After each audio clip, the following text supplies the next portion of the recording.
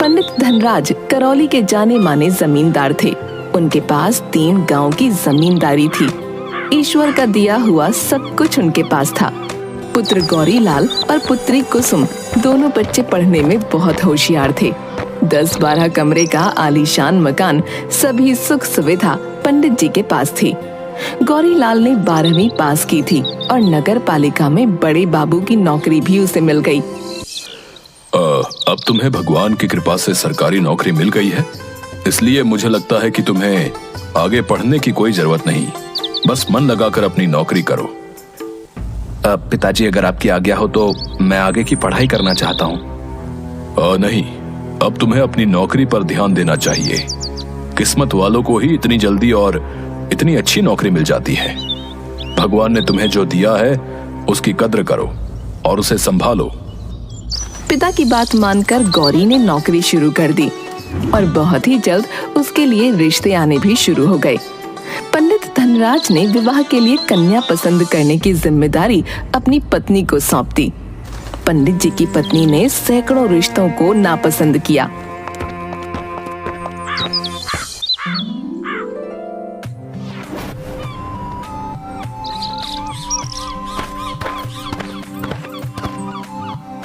और अंत में मथुरा की लता उन्हें पसंद आ गई। अभी तुम्हें और कितनी लड़कियां देखनी है? तुम्हें तो कोई रिश्ता पसंद ही नहीं आ रहा। मुझे मथुरा वाला रिश्ता अच्छा लग रहा है। लड़की सुंदर है, संस्कारी है और मुझे पहली नजर में ही पसंद आ गई। बस आप चलकर इस रिश्ते को मोहर लगा दीजिए। अब धूमधाम के साथ लता और गौरीलाल की शादी हो गई और लता विदा होकर अपनी ससुराल करौली जाती है। शादी की रात को महिलाएं लता को उसके कक्ष में छोड़ने जा रही होती हैं। तो अचानक लता का चेहरा सफेद पड़ जाता है और वो बेहोश होकर गिर जाती है। क्या हो गया बहू को अचानक? ये बेहोश कैसे हो गई? पता नहीं, अभी तो ठीक थी, अचानक से जोर जोर से कांपने लगी और इसका चेहरा तो देखो बिल्कुल सफेद पड़ गया। लता को अस्पताल में भर्ती किया जाता है।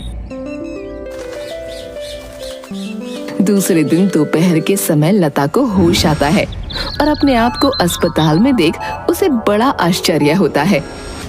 मुझे क्या हुआ था जो आप मुझे अस्पताल में लेकर आए हैं? भाभी, आप बेहोश होकर गिर गई थी। हम सब बहुत डर गए थे। आप कैसी हैं? अब तुम्हारा जी कैसा है बहू?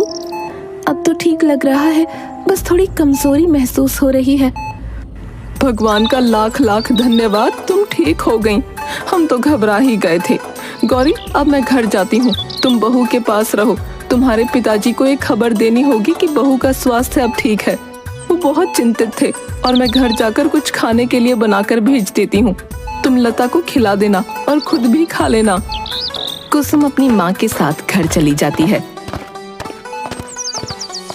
अब कैसी तबीयत है? अब तो बिल्कुल ठीक हूँ। समझ में नहीं आता कि मुझे क्या हुआ था। पहले तो कभी ऐसा नहीं हुआ। कुछ खाने का मन कर रहा हो तो मैं लेकर आता हूँ। नहीं, मेरा मन नहीं है। हाँ, अगर सेब मिल जाए तो ले आइएगा। गौरीलाल अस्पताल के बाहर खड़े ठेले वाले के पास सेब लेने जाता है। सेब का मौसम नहीं था, इसलिए बाजार में सेब अच्छे नहीं आ रहे हैं। एक काम करो, इनमें से अच्छे अच्छे आधा किलो सेब दे दो। लता आंखें बंद करके लेटी हुई थी और उसके सर के पास रखी हुई मेज पर अच्छे किस्म के सेब रखे थे। ये सेब कौन दे गया लता? बिल्कुल ताजा सेब है। मुझे तो ऐसा सेब पूरे बाजार में नहीं मिला। मुझे नहीं पता, मैंने तो किसी को सेब रखते हुए देखा ही नहीं। गौरीलाल को बड़ा आश्चर्य हुआ। उसने इधर उधर वार्ड में जाकर देखा, कोई परिचित व्यक्ति भी नहीं मिला जो सेब रख गया हो। खैर जो भी हो, उसने सेब काट कर लता को खाने को दिया और खुद भी खाया। सेब बड़े स्वादिष्ट थे। शाम को कुसुम लता के लिए दूध और दलिया लेकर अस्पताल पहुंची और देखती है एक प्लेट में दलिया और एक बड़ा गिलास दूध लता के सिरहाने रखा था। क्या भैया, इतनी जल्दी थोड़ी मची थी? मैं तो दूध और दलिया लेकर आ ही रही थी ना। तुम्हें बाजार से लाने की क्या जरूरत थी? कैसा बाजार और कैसा दूध दलिया? मैं तो यहाँ से कहीं गया ही नहीं। कहते कहते उसकी नजर पलंग के पास रखे दूध के गिलास और दलिया पर पड़ी। अरे इसे कौन रख गया? ताज्जुब है, मैं इसी बेड पर बैठा हूँ और न जाने कौन रख जाता है। इसके बाद उसने सबके बारे में भी कुसुम को बताया। कोई तुम्हारा परम मित्र होगा जो भाभी का इतना ख्याल रख रहा है। दूसरे दिन सुबह लता अस्पताल से घर चली जाती है। अब वो पूरी तरह स्वस्थ थी। शाम के समय गौरी लता के कमरे में गया तो लता ने मुस्कुराते हुए उसका स्वागत किया। गौरी पलंग पर बैठ गया और इधर उधर की बातें करने लगा। थोड़ी देर के बाद जैसे ही उसने लता का हाथ पकड़ा, उसे एक झटका लगा, जैसे शरीर में करंट दौड़ गया हो। उसने लता की ओर देखा। लता की आंखें लाल और चेहरा भयानक हो गया और लता बहुत भयानक आवाज में बोलने लगी। चले जाओ यहाँ से, दोबारा कभी इसे हाथ लगाने की कोशिश मत करना। आज तो सिर्फ करंट लगा है, अगली बार प्राण देने पड़ सकते हैं। चले जाओ यहाँ से, ये सिर्फ मेरी है और किसी की नहीं। गौरी भागकर कमरे से बाहर आया। माँ, कहाँ हो तुम? जल्दी आओ इधर। क्या हो गया? कितने घबराए हुए हो? बहू तो ठीक है ना? पता नहीं, मुझे कुछ समझ नहीं आ रहा। मैं कमरे में गया तो वो बिल्कुल ठीक थी और जैसे ही मैंने उसका हाथ छुआ, मुझे बिजली का करंट लगा और लता की आंखें बिल्कुल लाल हो गई और उसका चेहरा बहुत डरावना सा हो गया था और वो अजीब भयानक आवाज में बोल रही थी।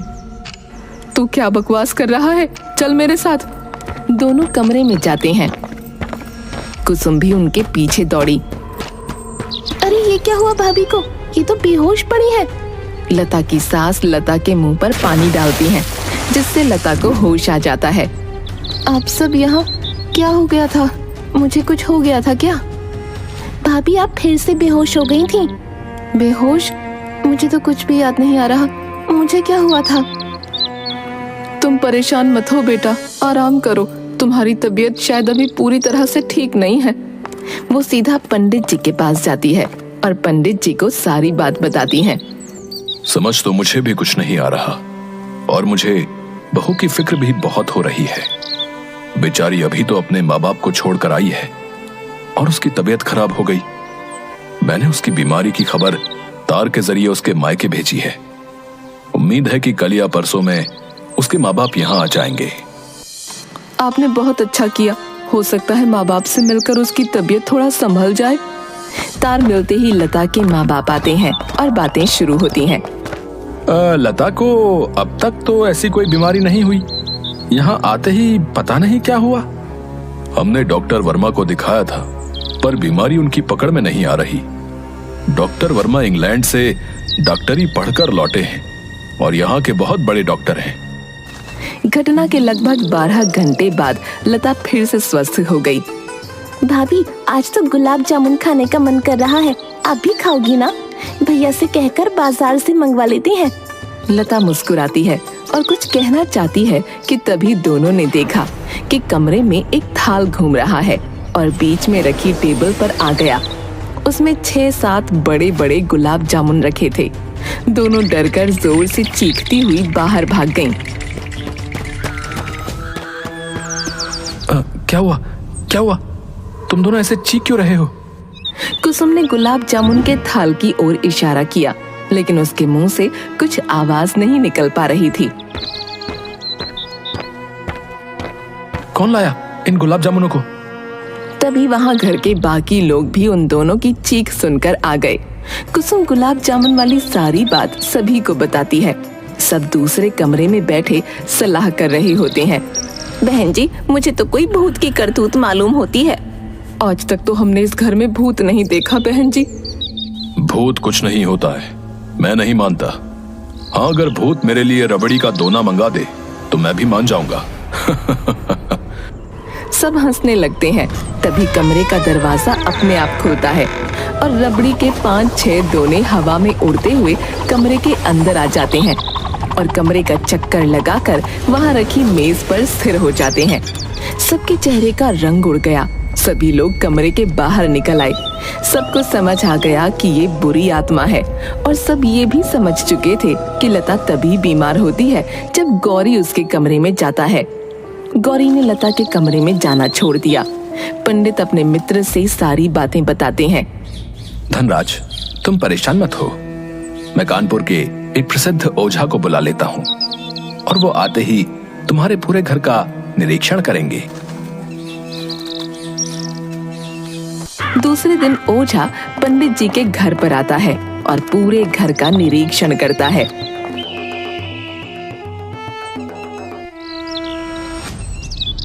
इस घर पर एक साया है। आप सबको परेशान होने की जरूरत नहीं है, मैं उसे भगा दूंगा।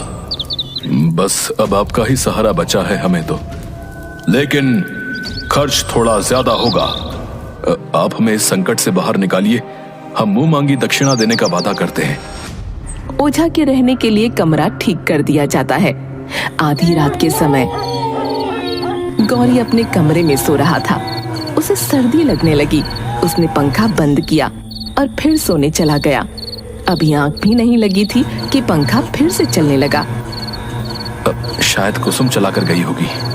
वो फिर से पंखा बंद करने जा रहा था कि लाइट चली गई। वो बिस्तर पर लेट गया।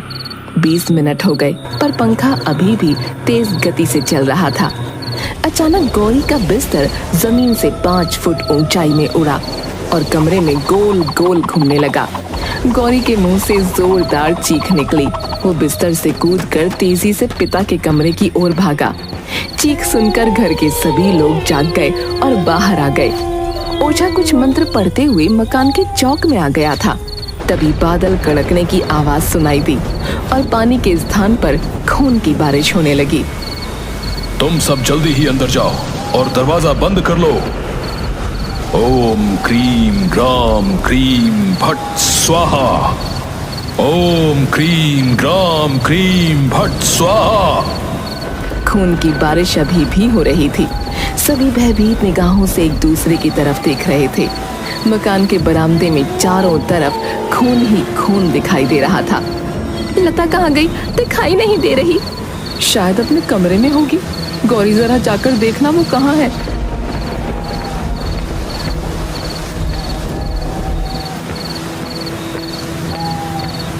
लता अपने कमरे में नहीं है। मैंने उसे रसोई घर, हॉल, ड्राइंग रूम, पूजा घर सब जगह ढूंढ लिया पर पता नहीं कहाँ चली गई। अब तक खून की बरसात भी बंद हो चुकी थी। सभी लोग लता को ढूंढ रहे थे। हवेली का दरवाजा अंदर से बंद था। कुंडी लगी थी। इससे ये तो निश्चित था कि लता हवेली के अंदर ही है। सब लता को ढूंढ रहे थे। पहली मंजिल पर बने एक कमरे का दरवाजा खुला दिखाई दिया। कमरे के अंदर लता मुंह के बल बिस्तर पर बेहोश पड़ी होती है। उसे होश में लाया जाता है। लता, तुम यहाँ कैसे आई? तुम तो अपने कमरे में सो रही थी और तुम्हें इस कमरे की चाबी कहाँ से मिली? लता आश्चर्यचकित होकर सबका मुंह देख रही थी। मुझे नहीं पता मैं इस कमरे में कैसे आई। कोई बात नहीं बेटा, तुम परेशान मत हो। आज के बाद लता को कोई 1 सेकंड के लिए भी अकेला नहीं छोड़ना। हर समय घर का कोई ना कोई सदस्य उसके साथ रहेगा। क्योंकि घर की औरतें घटनाओं से बहुत ज्यादा भयभीत हो चुकी थीं, इसलिए लता के साथ रहने की जिम्मेदारी गौरी को दी गई। 2 दिनों तक घर में सब कुछ शांत था। तीसरे दिन लता नहाने गई और गौरी बाहर कुर्सी पर बैठा अखबार पढ़ रहा था। तभी उसे सफेद कपड़े पहने हुआ एक व्यक्ति बाथरूम की ओर जाता दिखाई दिया। कौन हो तुम और बाथरूम में कहाँ जा रहे हो? मैं लता का प्रेमी हूँ और उससे मिलने कहीं भी जा सकता हूँ, लेकिन लता ने मुझे तुम्हारे बारे में कभी नहीं बताया। वो बहुत भोली और मासूम है। उसे तो आज तक नहीं पता कि मैं उससे कितना प्यार करता हूँ। कौन हो तुम और लता को कैसे मिले? मेरा नाम तन्मय है। मैं लता के पड़ोस में किराए पर रहता था और उसे देखते ही मुझे उससे प्यार हो गया। फिर उसने मुझसे विवाह क्यों किया? तुमने उसे रोका क्यों नहीं? उसने तुमसे विवाह अपने घर वालों की मर्जी से किया है। मैं कुछ समझा नहीं। तुम कहना क्या चाहते हो? क्या लता के माँ बाप उसका विवाह तुम्हारे साथ करने के लिए तैयार नहीं थे?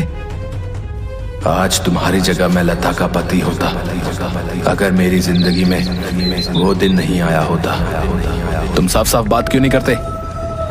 मैं लता के माँ बाप से उसका हाथ मांगने जा रहा था।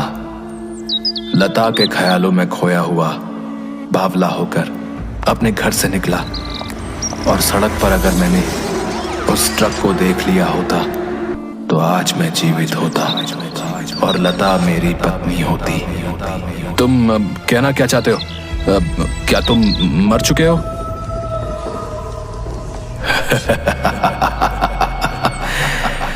मैं मरकर भी जिंदा हूं, क्योंकि लता का प्रेम और उसका मासूम चेहरा मुझे मार कर भी मुक्ति नहीं लेने दे रहा, और मैं उसे पाकर रहूंगा किसी भी कीमत पर।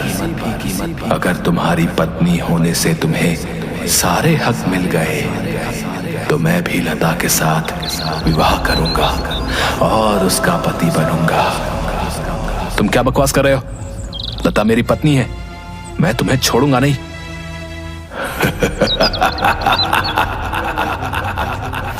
तुम मेरा कुछ नहीं बिगाड़ सकते। याद है ना, मैंने तुम्हें कैसे धरती से उठाकर आसमान में घुमाया था?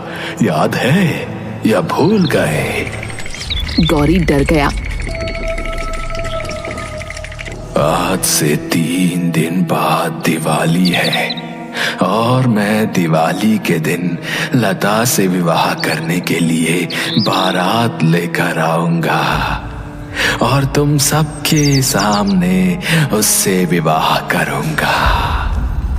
इतना कहकर तन्मय वहां से गायब हो जाता है और गौरी वहीं पर बेहोश हो जाता है। लता बाथरूम से बाहर आती है और गौरी को बेहोश देखकर जोर से चीखती है। घर के सभी सदस्य वहां आ जाते हैं। गौरी होश में आता है और वो सारी बातें बताता है। ये तन्मय कौन है? लता, क्या तुम उसे जानती हो? नहीं माँ, मैं तन्मय नाम के किसी लड़के को नहीं जानती, और मैंने कभी ये नाम पहले सुना भी नहीं है।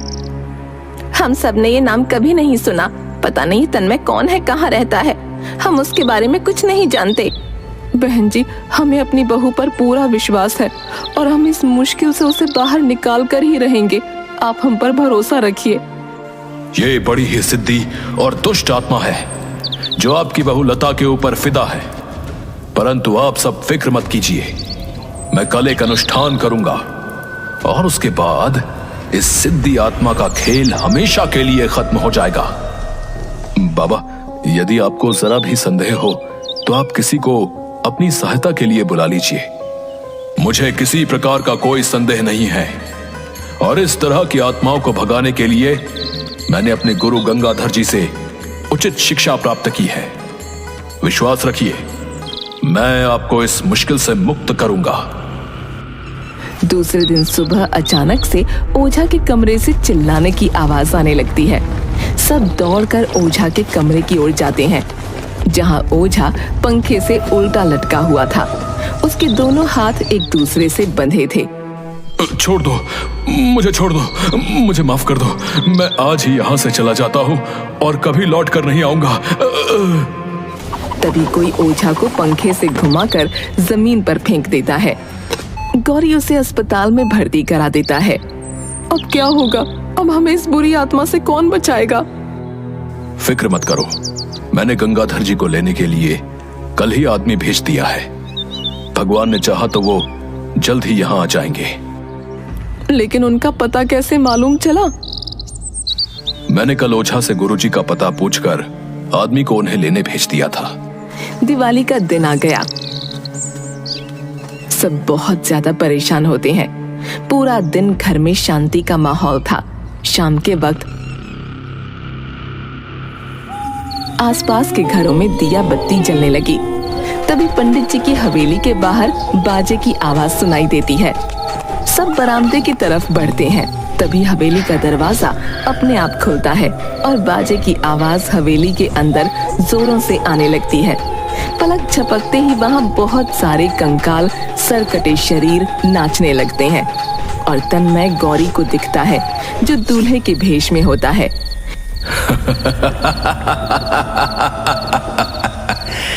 मैंने कहा था ना कि मैं दिवाली के दिन लता से विवाह करने के लिए बारात लेकर आऊंगा। देखो, मैं आ गया। इस अजीब सी बारात को देखकर घर की सारी औरतें बेहोश हो जाती हैं। तभी लता के कमरे का दरवाजा खुलता है और वो दुल्हन के रूप में वरमाला लिए अजनबी की तरफ आती है। गौरी लता को आवाज देता है, लता, लता, तुम होश में तो हो? तुम ये क्या करने जा रही हो? लता को तो जैसे कुछ सुनाई ही नहीं दे रहा होता। वो चलती हुई सीधा तन्मय के पास पहुंची और वरमाला उसके गले में डालने ही वाली थी कि तभी एक गंभीर और दमदार आवाज आई, रुक जाओ, जाओ, जाओ। आवाज सुनते ही लता के हाथ रुक गए और वो वहीं बेहोश होकर गिर गई। ये आवाज गुरु गंगाधर की थी। पंडित जी, फिक्र मत कीजिए, मैं आ गया हूँ। घर का मुख्य द्वार तुरंत बंद कर दीजिए। ग्रीन ग्राम, ओम स्वाहा। देखते ही देखते तन्मय की आत्मा एक सफेद धुएं में परिवर्तित हो गई और उस बोतल में समा गई। मैं जानता हूं कि तुम सब इस बारात में लालच के कारण आए हो। मैं तुम सबको सिर्फ एक मौका दूंगा इस हवेली से बाहर जाने का। अगर तुमने देर की तो तुम सबका भी यही अंत होगा जो इस दुष्ट का हुआ है। सब बाराती वहां से गायब हो गए। पंडित जी, अब आप फिक्र मत कीजिए। आपकी बहू और आपका परिवार पूरी तरह से सुरक्षित है। मैं इस आत्मा को भोलेनाथ की सेवा में लेकर जाऊंगा और वहीं इसका न्याय होगा। आपका बहुत बहुत शुक्रिया गुरुजी, जो आपने समय पर आकर हमारे घर को बर्बाद होने से बचा लिया। परंतु ये दुष्ट आत्मा हमारी बहू के पीछे क्यों पड़ी थी? ये एक मनचली आत्मा है जो आपकी बहू के रूप और सुंदरता को देखकर उस पर मोहित हो गई थी और इसी कारण वो पीछे पड़ गई। परंतु अब डरने की कोई जरूरत नहीं है। पंडित गंगाधर को बहुत सारी दान दक्षिणा देकर विदा किया जाता है। उसके बाद लता और गौरी अपना जीवन अच्छे से व्यतीत करते हैं। उनके 2 बच्चे भी हैं और घर में सब कुशल होता है।